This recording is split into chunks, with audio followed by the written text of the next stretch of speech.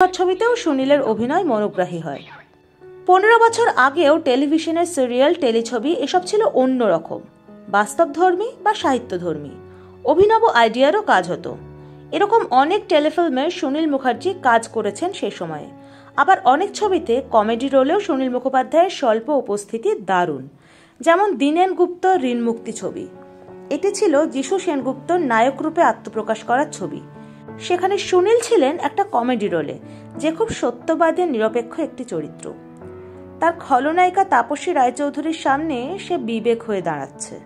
Comedian আবার বিবেক, এমন একটা রোলে সুনীল দারুণ কাজ করেছিলেন। সুনীল মুখার্জি বাস্তবেও ছিলেন খুব রসিক মানুষ।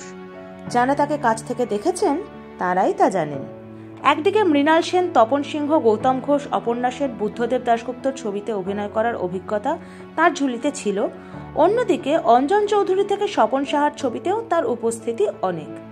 কিন্তু তারপরেও অভিনয়কে পেশা করে আর্থিক সচ্ছলতা তিনি পাননি। প্রথম দিকে বড়জোর পেতেন কমেডি। একবার স্বপন সাহার সকাল সন্ধ্যা ছবির শুটিং চলছে। একটা দৃশ্যে সংঘমিত্রা ব্যানার্জি, সুনীল মুখার্জি ও আরেকটি নতুন বাচ্চা মেয়ে। সেই দৃশ্যে চিত্রনাট্য অনুযায়ী সেই মেয়েটিকে কোলে তুলে সিঁড়ি দিয়ে ওঠানামা করতে হবে সুনীলকে। সুনীল মুখার্জির ওই শীর্ণ চেহারা, গায়ে তো আর জোর ছিল না, তবু উনি সেই নবাগতা মেয়েটিকে কোলে তুললেন সেই দৃশ্যে। কিন্তু শুটিং শেষ হওয়ার আগেই মেয়েটিকে কোলে অতক্ষণ ওজন ধরে রাখতে না পেরে সিঁড়ি থেকে ফেলেই দিলেন তাকে। মেয়েটি ধপাস করে পড়ে গেল। সেই মেয়ে তো পড়ে গিয়ে খুবই চটে গেছে। ইউনিটের সকলেও খুব রেগে গেছে সুনীল বাবুর উপরে। সুনীল কাঁচু কাঁচু মুখে দাঁড়িয়ে আছেন আড়ালে। সকলেই সুনীল বাবুকে ধমকাচ্ছে, এভাবে কেউ ফেলে দেয়? তখনই সংঘমিত্রা ব্যানার্জি ছুটে এসে সকলকে বোঝান ওর বয়স হয়েছে, উনি পেরে ওঠেননি, ওকে দোষারোপ করবেন না। পরিস্থিতি সামাল দেন সংঘমিত্রা। সিনেমায় যারা কেবলই লোক হাসান, যারা কেবলই ভ্যাম্পের চরিত্রে অভিনয় করেন, তারা বাস্তবে কিন্তু অনেক দরদি হন। একটা সময় পর সুনীল মুখোপাধ্যায় টালিগঞ্জ পাড়ায় কাজ করা কমিয়েই দিয়েছিলেন। কারণ সেই একই একঘেয়ে দুস্থ, গরিব, চোর, মাতাল এসব যত চরিত্র তাকে দেয়া হতো, অপ্রাপ্তি ও স্বীকৃতিবিহীন অভিনয় জীবনে শ্রান্ত হয়ে গিয়েছিলেন তিনি। বলতেন, এরকম রোল তো আমি বাঙালি জাতিকে প্রচুর দিয়েছি, আমার পাওয়ার কিছু নেই। শেষে দীর্ঘদিন ধরেই অসুস্থ ছিলেন। টিবি সংক্রমণ নিয়ে ভর্তি ছিলেন যাদবপুরের কেপিসি হাসপাতালে।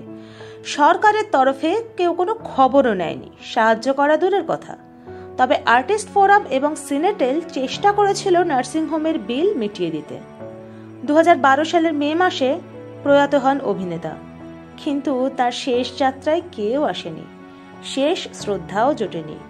নীরবে, অনাদরে, অবহেলায় তার শেষকৃত্য সম্পন্ন হয়। ছোট চরিত্রের অভিনেতাদের এই করুণ পরিণতি নতুন কিছু নয়। করুণা ও সহানুভূতির বন্যাও কাঙ্ক্ষিত নয়। সময়ের নিয়মেই তো মানুষ সামনে এগিয়ে যায় সব ভুলে। কিন্তু প্রশ্ন একটাই, সুনীল মুখোপাধ্যায়ের মতো প্রতিভাবান অভিনেতার শেষ জীবনের এই দুর্দশার জন্য ফিল্ম ইন্ডাস্ট্রি, দর্শককুল, সরকার কারো কোনোদিন কোনো দায় ছিল না?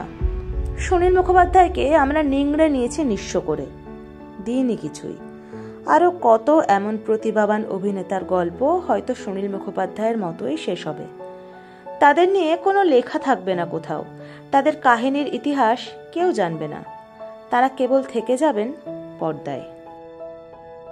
দ্য ওয়াল।